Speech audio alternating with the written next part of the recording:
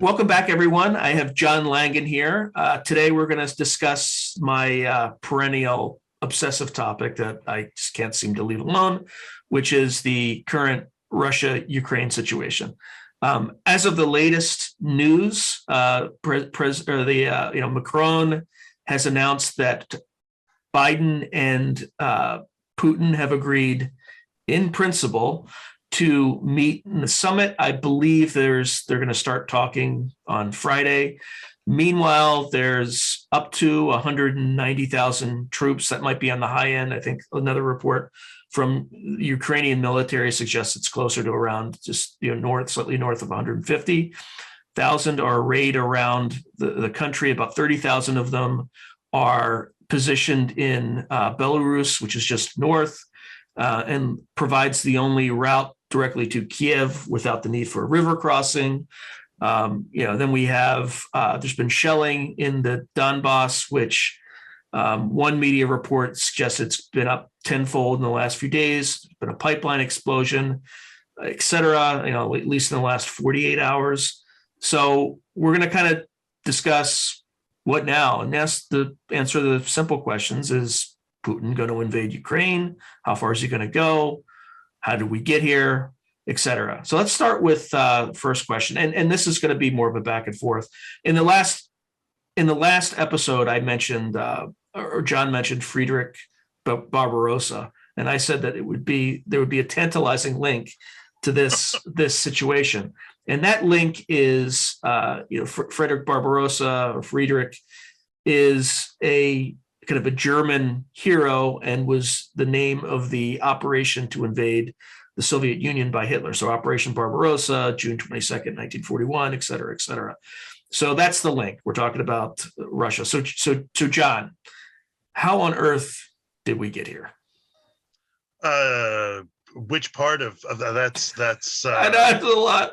I'm put it this way. I'm old enough to remember the fall of the Berlin Wall, to remember that night. And I'm old enough to remember before that in the 80s, movies, made for TV movies like The Day After, where nuclear war was there, it was omnipresent, and not just nuclear war, but like nuclear annihilation. I remember having a conversation with my father, an unusually blunt one, really, where I was very young, you were 13, 14, something like that. And I remember my dad saying to me, I was like, well, surely people will survive, and he was like, no one is surviving. If it goes hot, no one is surviving. And I can remember, I grew up in a little place, relatively little place called East Fishkill in Dutchess County in New York State. And I can remember thinking, well, we're out of the way. No one would ever nuke us. And then learning sometimes in early to mid-teens, that we were the world's largest producer of microchips. So that meant that we were going to be a strategic target. Not to mention, we were just up the river from West Point. So West Point, of course, so it was definitely, just this kind of anxiety that I remember growing up with, and that I remember, like ebbing. I wouldn't say going all the way, but ebbing when the Berlin Wall came down, and David Hasselhoff showed up with his, light jacket, and the Hoff is here to save us, and then of course, Gorbachev Gorbachev seemed in a way to have just taken the wind out of all of our sails. We were like, yeah, peace, peace, peace. And Gorbachev was like, okay, peace. And we were like, what? But yeah, again, I can remember him signing the treaty, or I don't know, not treaty, but the documents, I guess, formally dissolving the Soviet Union. And it was like, oh my God, I don't know if I thought like that the US won exactly, but we didn't lose. Maybe that was more, right. And not only that, but just we all didn't lose. Like we all didn't nuke each other, and it seemed there was that, I guess, sort of period in the early-ish 90s where there were certainly bad things, the breakup of Yugoslavia, of course, and what happened there was just, one of the real downsides to the end of the Cold War. But at the same time, the feeling that, okay, we're not all going to nuke each other just seemed like such a relief. And what we've seen happen over the last couple of decades is disheartening to put it at best. The school where I work, a number of my students are, they have families who are Russian, Ukrainian, the sort of former Soviet republics, and as well as Russia itself, right?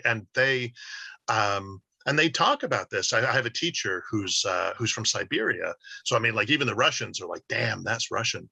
But she was saying to me, she has family in Ukraine and in Russia. But I also have a coworker whose wife is Ukrainian, and was still in Ukraine as of a couple of months ago, and he'd been trying to work out the visa thing with the State Department. And when things started to get really kind of scary about a couple of months ago, he contacted the State Department, said, come on, can't we make something happen faster? And they said, oh, yeah. And then, like, a week or two later, they were contacting him saying, dude, why is your wife still in Ukraine? You have to get her out of there. And so, when the State Department is contacting you, which, I mean, how often do they do that, right? When they're like, she really needs to leave. That's a sign that things are going on. So it's odd, isn't it, that these these sorts of giant global situations, they wind up affecting you in these very sort of intimate kinds of ways. Oh, I know a person, or I know another person who's being affected by this. And my colleague's wife, they went to Canada and they're waiting to get in here, but apparently, she's still on whatever the chat groups are over there, and they're all predicting imminent invasion, and they're just like, get out if you can. And obviously she has gotten out, but that's pretty anxiety inducing, to put it mildly. Yeah, I mean, even here, we're starting to see the effects of it. It hasn't even happened. So there's an author on Facebook yesterday, and he says, he was asking, why are my European earnings, like, why is the euro depreciating relative to the dollar, which is, I think we're showing signs of inflation, not quite the same signs of inflation that we saw in the early 80s, but, I think that we saw like 7% relatively recently. And, he sees that, he's like, and the euro's depreciating, dropping faster than the US dollars. What's going on? Like, can anybody explain that? I'm like, yeah, you're about to have a major war. Right, 150,000 reasons. Yeah. Yeah. So, and that's the other thing too. There's a pending, if this thing goes down, you're talking 1 to 5 million people are going to surge across the border into Poland and the surrounding area. So it's it'll get worse before it gets better. The question is, and if you talk to diplomats, right, and I don't mean U.S. diplomats, I mean kind of diplomats outside the U.S. There's this kind of belief that Putin's not going to go in. There's this belief that he can be talked down, and you can give him something and he'll go away. This whole thing is elaborate kabuki theater on a national scale. You talk to anybody in the military or in kind of military intelligence, anything like that, and you get this thing's happening 99.8%. So part of it is, the lens of the diplomat is to always find a way out that is outside of war. And the focus of somebody with a military mindset is, every to a hammer, everything looks like a nail, right? Right. My view is, and part of it's just informed by personal experience. I remember back in February 2022, or not 2022, February 2002, I was in the military, and I was in a program called, I was assessed as military intelligence, but branch detailed armor. And that just meant that you don't go into military intelligence for the first 4 years. They loan you to like the armored cavalry, like they did with me. And then that way you can better serve on a tactical level because you'll understand what's going on. And what the Army did with me is not only did they send me to an armored unit, they sent me to an armored unit that fought using Soviet doctrine and tactics to train the rest of the army, which is perfect for somebody who would ultimately go into that. But back then, I had that designation and I was put on stop loss. And this was 2002, and Afghanistan was, by that point, I think we had either overthrown the Taliban or, they were kind of no longer a government entity at the point. So I kind of had an inkling in 2022 that Iraq was going to happen. So fast forward to October 2002. I remember being in like a bowling alley on post at the National Training Center, and there were civilians who would write up these scenarios. And the scenarios that they were writing up was for and I think it was for the 3rd Infantry Division. They were for a brigade from the 3rd Infantry Division. They were writing up a scenario where they had to advance through the Karbala Gap in, southern Iraq, where they anticipated the Iraqis would slime us, right? Use chemical weapons. So, and by the way, I'm in one of the only army units that actually had doctrine and tactics around using chemical weapons against people. Right. So anyway, going through that experience in around October 2002, on a national level, there was still this diplomacy playing out and things like that. But in October 2020, I was pretty sure that we were going to war. Like, it was, once the troops were positioned and on the ground, there was nothing that was going to stop the inertia of having sent the trains, just like World War I. Right. This feels a lot like that. Yeah, it does. It does feel as if there's a certain kind of, to a certain extent, just money involved, right? How much money must it cost to position whatever, let's say 150, let's be conservative, 150,000 troops? That costs a lot of money. Some of the armored pieces, as I understand it, that are there have been brought, across the country. And the Russia, is a big country. So, well, that's the Eastern Military District, right, which is in the Russian Far East. Yeah. And you just look at the map, like, this isn't Massachusetts to California. Yeah. This is like, I'd have to look up, but like those are vast, massive distances. And not only that, the Eastern Military District is the military formation, or the group of Russian military forces that defends against, would defend against any Chinese incursion north, right, which implies tacit consent by Chinese government. Well, I think that I think that the handshake, or whatever you want to call it, the visit the other week between Putin and Xi was designed to diffuse tensions there, which I don't think ultimately. I'm not the expert. I feel like that's probably, everybody's kind of freaking out at the moment, but I think ultimately Russia and China have too much to fight over. Like, I don't think that's going to last for a long period of time. For the moment, it's in Xi's interest to say, okay, hey, you guys knock each other out. But I think that they've clashed enough in the past, in somewhat major ways, but also in minor ways, that I don't think that's gonna last. Putin, it probably does tell you, though, that Putin was already thinking, hey, I need to make sure that I've got things nailed down on that side, because I really want to see what I can do over here. So I think that's part of it. We know that Putin has published a couple of essays, I want to say last year, maybe as recently as last year, sort of arguing that basically Ukraine and Russia are the same country, that they're the same people, that there's no real difference between them. And I don't, what's hard for me to tell, right, is that, yeah, strategically, I get it. He's nervous about having NATO on his doorstep. I understand that.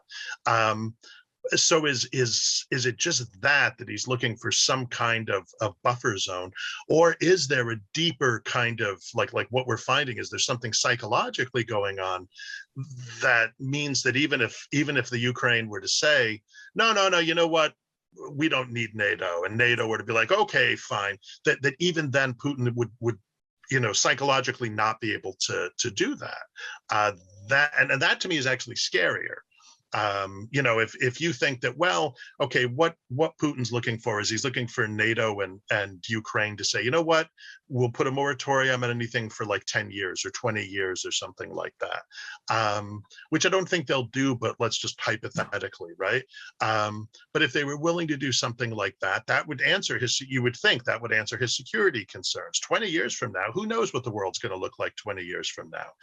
But if he really believes that Ukraine is this part of Russia that's been lost, and I think he's doing this. I think with putting the troops into Belarus, I think what you're seeing is he's tacitly annexing Belarus. I mean, they'll maintain their own government and all that sort of stuff, but they will basically it's a sort of rump version of the USSR. That he'll have Belarus and maybe Ukraine as well, and he might be able to live with that. Like who was it? Was it Kazakhstan invited the Russians in? I think recently. Yeah, funny how that erupted around all this. I'd be curious what was going on in the background. We may have been, who knows, but very, very good at this color revolution thing. Right. Yeah. Like there's a unit in the CIA called the Political Action Group, where it's a subcomponent of the special. I think it's called like the Special Activities Center, which is in CIA, and they do a lot of these kind of clandestine or covert operations that involve. Again, I've never seen anything in writing or anything, right. But that's kind of what they do. You ever notice during the Green Revolution, nothing happened in Saudi Arabia, other than a social media campaign that associated the Shia opposition with Iran. Yeah, Interesting how that worked, wasn't it? Yeah. Well, anyway, we need their oil. Our oil is under their sands. So I and obviously we see some of this. It seems this kind of disinformation stuff happening right on the Russian side. Those savage Ukrainians are attacking us, or so yeah. On the one hand, it fascinates me the on our side, I guess you would say, the campaign of what was it they were calling it? Strategic transparency, of just saying, look, the Russians are here and they're here and they're here, of just like everything they do, just like spilling it out, which has to make them nervous, I would think, right? If your enemy knows that what your positions are and therefore can sort of look at what you have where and say, well, they're probably going to come in this way and do that, then you have the jump on them, because there was one rumor going around that said that the plan was for the Russians to make, basically, to try to do what we did in Iraq the second time. Shock and awe. 24 to 72 hours, take the capital, and then leave, basically. Just be like, we won, declare victory. That's exactly how the forces are arrayed, by the way. Yeah.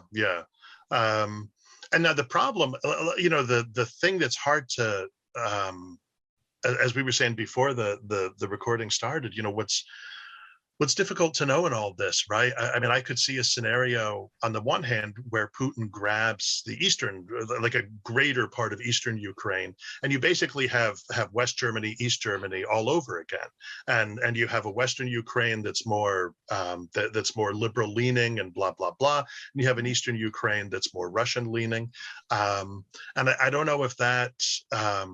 And that might be feasible. I don't know. I mean, certainly those very two eastern Donbass and the one with the L, which I'm sorry, Luhansk. Right. Luhansk. Certainly he could grab those, but I mean, they're a tiny buffer zone. I would think if you're sending troops in, you want something more than just those little bits of the map. You want something more significant. The current behavior suggests it's a feint. So what he's doing right now is they're like shelling that region, and that way you can draw in Ukrainian forces and then flank them from the north. Right. That's what it feels like to me, because that particular region, they might move forces in to just kind of hold it, but it's like economically disadvantaged. Like there's no reason Putin would, it would be like, there's no reason he would want it. Right. Now with Ukraine, what you get from an encirclement of Ukraine, like if he didn't have forces in Belarus, he would have to conduct a more complex major river crossing operation to get into Kiev from the Russian side.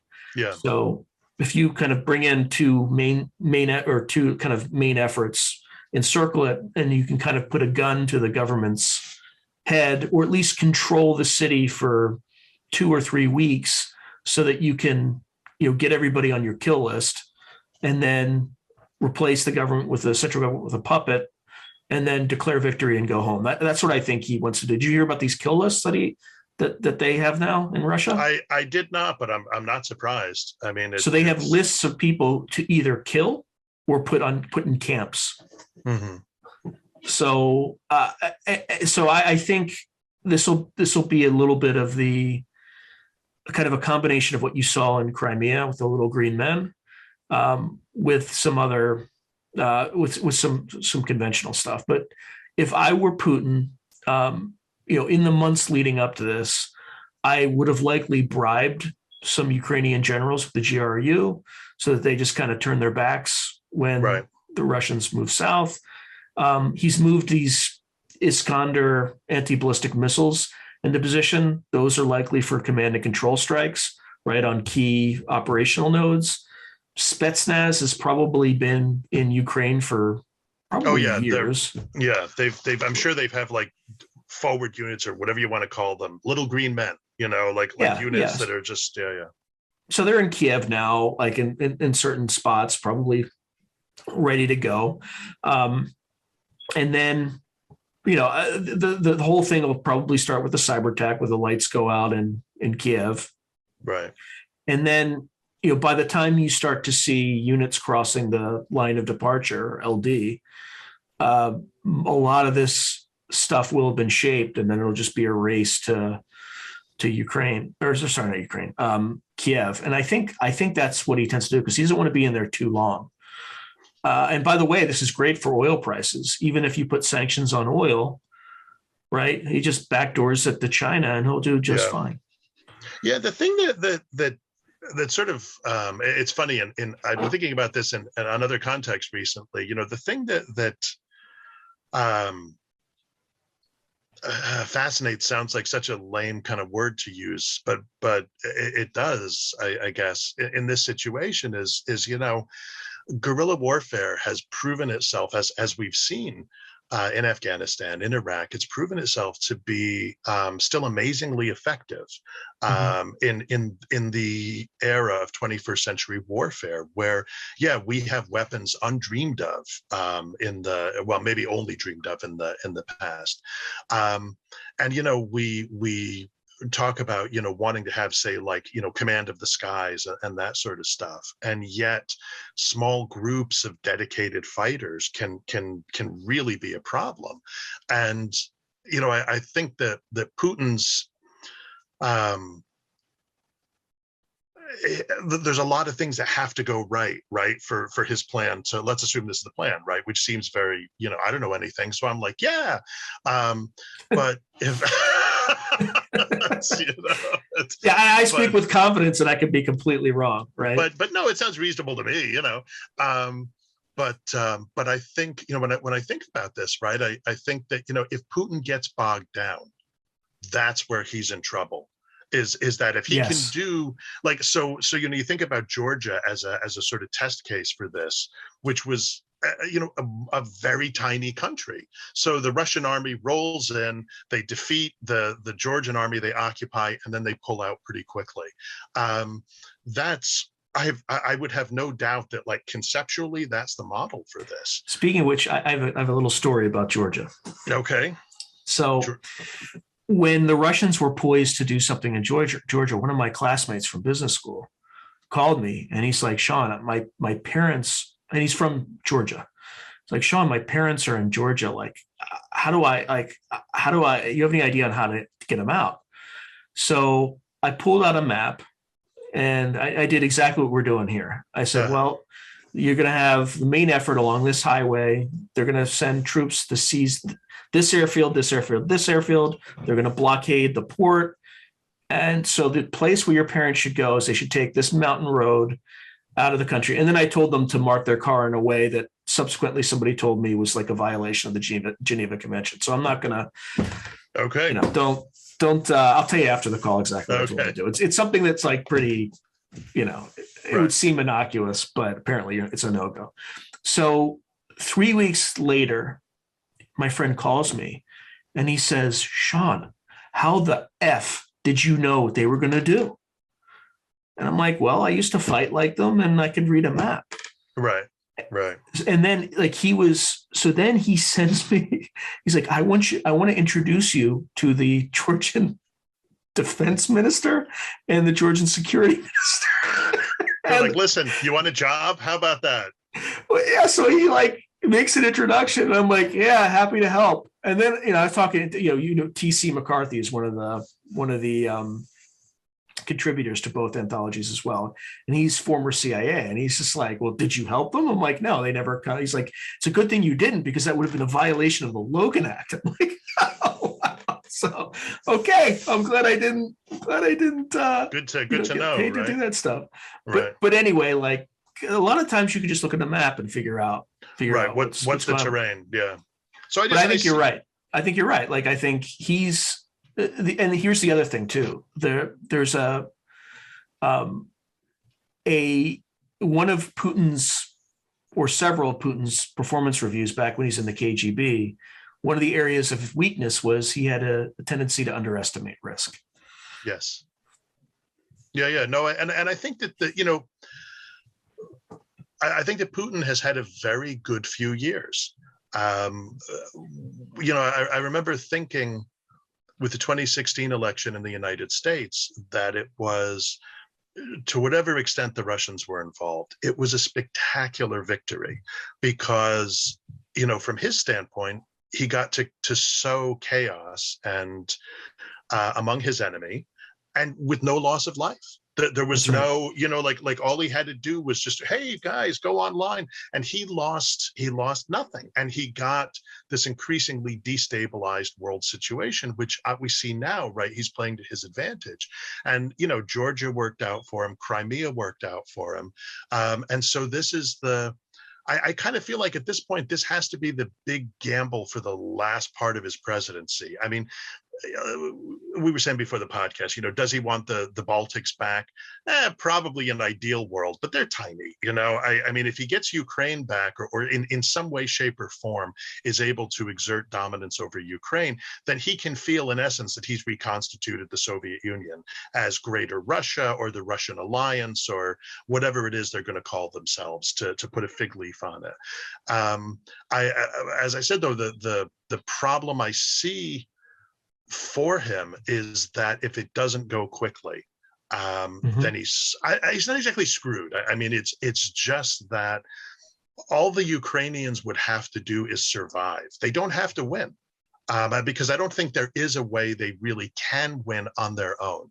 The other major European powers are not going to get involved. You have a nuclear armed Russia, a nuclear armed UK, France. It's just that they're not going to do it, but they will send aid, they will send comfort. But I think, though, that if the Ukrainians can just hold out and hold out and hold out, then Putin gets embarrassed. And whatever provocations, he's fabricating at the moment are not going to be enough to justify it to the Russian people. So I mean, unless Ukraine launches a counter invasion or something like that, which is not going to happen. So I think that if he can do it, if he can get in 48 hours or 72 hours in and out, then he'll succeed. I mean, what that success looks like, I don't know. I mean, it will mean toppling the government. It will mean probably leaving an occupying force, but I don't even know. I mean, because an occupying force, as the U.S. has learned, is a target. Right. So he may not want to do that even. He may just install, if, as you said, he's bribed some generals, these generals may step in to take control. And then, and what could wind up happening then is a situation like Belarusia, where over time, right, you have this erosion of by pro-Russian Ukrainian forces, this erosion of the notion of Ukrainian sovereignty, and you have the shipping in of oh, well, we're just going to have our fellow Russians or come in to our Russian buddies come in to help us out. Yeah, and just to add to that, so really quick clarification: the bribing generals, that's pure 100% speculation on my part. Yes, no, absolutely. That's what I would do as Putin, right? That's one way I would come in and kind of separate forces. The second piece is, I think you're absolutely right. I think it'll be more than 72 hours though, just because of the distances involved. Maybe it's quick, but I think it'll be a few weeks. I think he's got 3 to 6 weeks to lock this thing down, wrap it up, and go home. I think, and I think he has a good shot of doing that for two reasons. One, he's going to have complete and total air superiority, and two, he's going to have cyber, superiority in the whole thing. So imagine trying to fight a very coordinated force, and you're not able to use your radio to contact the next team over. If the Ukrainians can survive that. And they might. The Ukrainians also have a key weapon system that we've exported to them, which is, if you bought Raytheon stock a few months ago, you'd be doing great. You're doing okay, yeah. And that's the Javelin missile. And I actually have personal experience with this because they tested the Javelin against us, using their tactics. And when I was a young lieutenant in the Army, when I was planning my missions against the 82nd Airborne, which is the unit that tested them, I would have to draw 4-kilometer circles around every hill that wasn't out in the open. And I'd have to avoid those circles. And I did, and I got through unscathed. But for any of my colleagues that didn't do that, they got absolutely slaughtered. Mm-hmm. Right? Those things are tank magnets there. So if the Ukrainians keep them kind of away from the front lines and kind of just back and keep relative distance, they could wreak havoc on Russian tank formations. So, but I don't know, you're going to have to suffer the initial highly demoralizing blows of having where'd that army go? Why'd that guy defect? Completely demoral. And the Russians are very, very good at that. The other thing that has surprised me is I didn't expect anything to happen until today, actually. I think today is the first window because as part of that tacit agreement we talked about with the Chinese, the last thing Putin wanted to do was rain on Xi's the Olympics. Yeah. So, but the other competing issue is if Putin waits too long, he has to deal with the Rasputitsa, which is the mud. And if you've ever dealt with tanks and mud, it is absolute sheer. You throw track, there's all sorts of stuff that's just not ideal. So if the ground softens, he'll be in a quagmire. Yeah. So I don't think he has that much time to pull the trigger.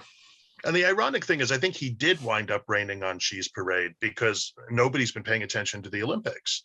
Right. Everybody's like, oh my God, are the Russians going to invade? And so now, and that, who knows? I mean, sort of, is that also part of the sort of strategic transparency, is that by revealing all these things to the press, you keep pushing that to the top of the news cycle. And so because that's pushed to the top of the news cycle, we're on here, we're having this conversation. We're not oh my God, Finland beat Russia in the men's finals for hockey, right. So it's oh, there was an Olympics. Oh, okay, fine.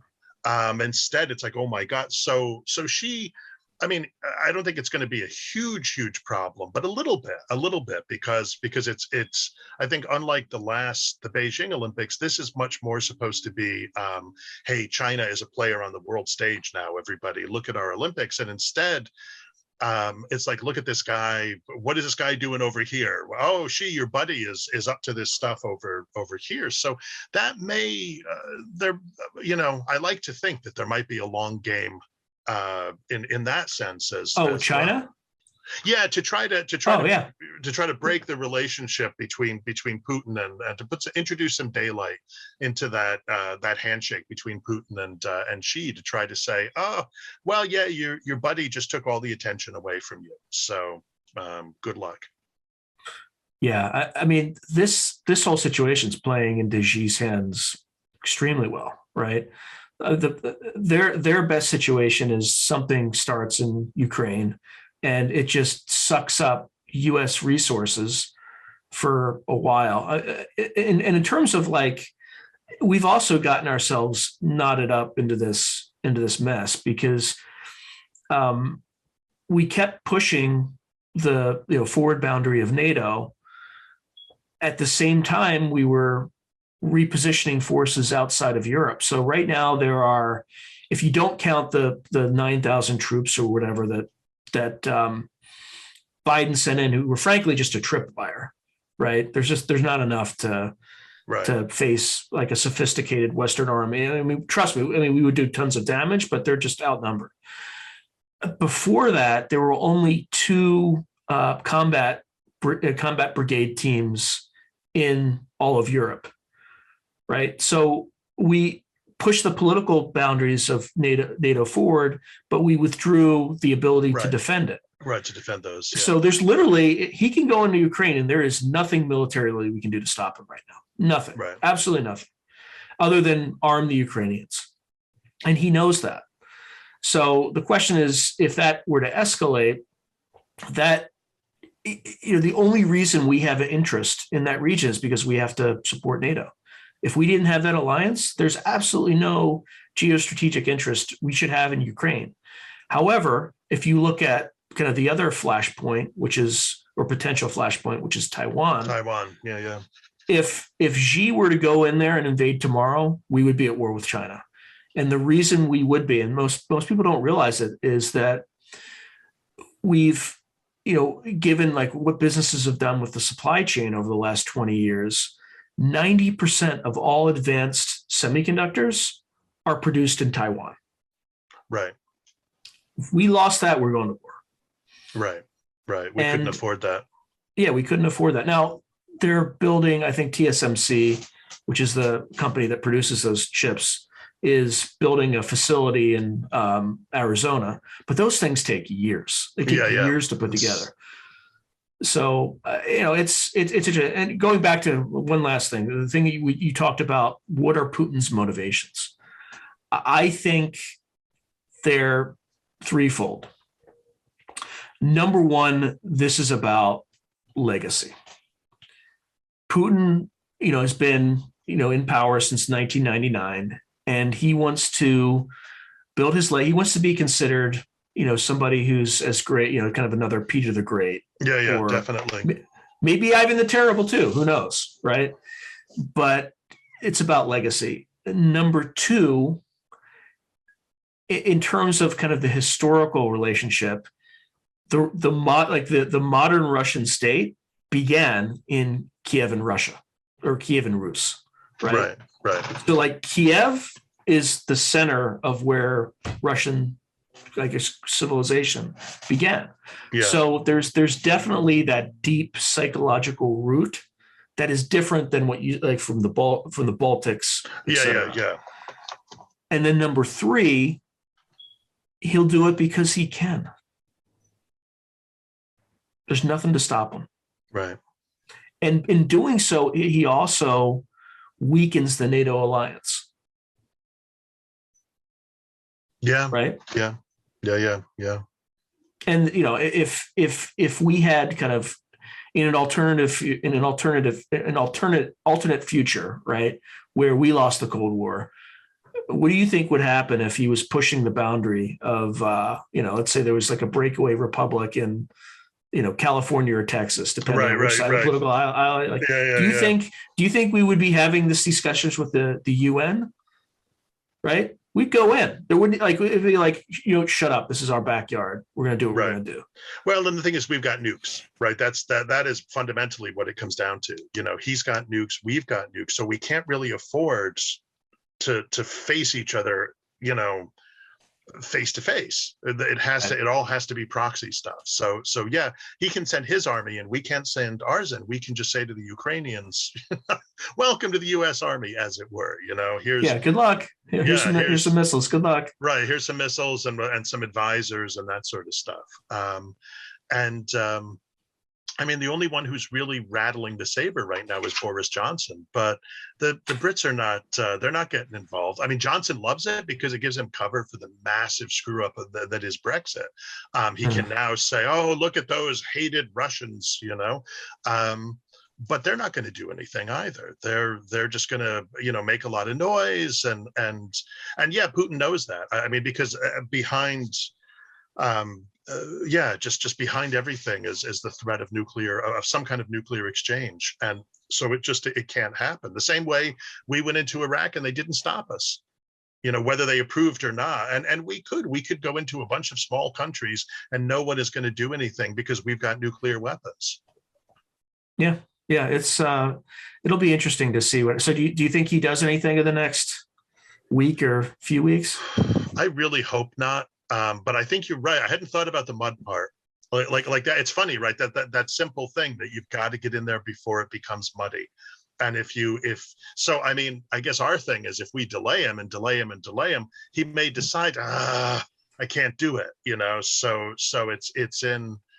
it's in our interest to just keep trying to delay him as long as possible. So he decides, And once you start looking through the world with, not only that lens, but that lens is part of many lenses, you'll start to see how our strategy is playing out, right? Delay. Yeah. And look, I don't want anybody, I mean, it sounds whatever. I don't want anybody to die, let him have those eastern provinces. That's what he wants. It's a tiny piece of land. Let him have that. Hooray, Greater Russia. I think you're right that Kiev has like such a deep kind of psychological, spiritual thing. And I would love to think that Macron could come up with something, but all he's come up with is what we've seen before, which didn't fly the first time around. So, yeah, I think, I really hope nothing happens, but part of it's a disinformation campaign too, right? If you keep throwing these things out there and say, hey, we've agreed in principle to a summit, right? You make Putin look like, we're engaging in our own propaganda campaign. Yeah. You make it. Well, you want to make him look like sort of like unhinged and what have you. So it helps us ultimately. All right. Well, I think we probably went way over on this one. Well, that's that geopolitical problem solved for this week. Join us next week. Join us next week. All right. Well, John, thank you. We're going to talk about something else in the next episode, and we'll cover that shortly. Thank you for listening to my ravings. They're very intelligent ravings. I appreciate them. All right. See you soon.